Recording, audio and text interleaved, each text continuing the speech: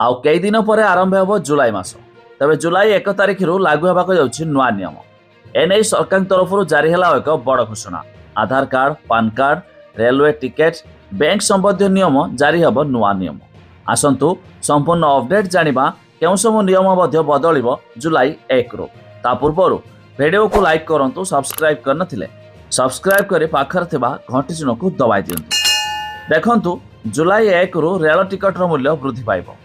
AC एवं non AC उभय ticket रो मूल्य सामान्य वृद्धि कराइछि।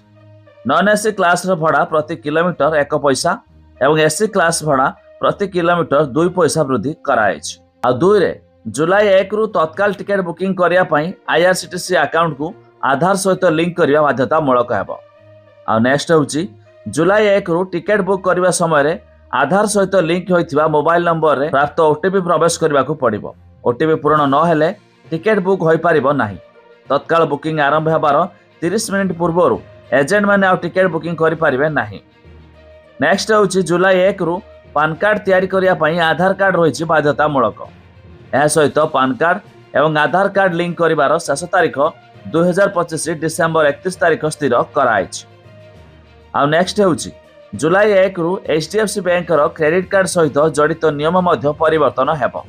थर्ड पार्टी आप माध्यम रे एचडीएफसी क्रेडिट कार्ड पेमेंट करिया पई लोकन को 1% चार्ज देवा को पड़िबो। एही समय रे यूटिलिटी बिल पेमेंट ऊपर मध्य चार्ज लागू हेबो।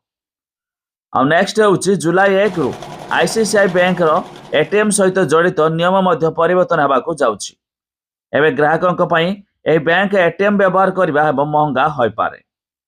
आ नेक्स्ट होउछि नूतन नियम अनुसार सीमा ठारू अधिक टंका उठाइबा पई प्रति ट्रांजैक्शन रे 23 टंका शुल्क हेबो। अर्थात एटीएम रे 5टी मागणा ट्रांजैक्शन उपलब्ध हेबो।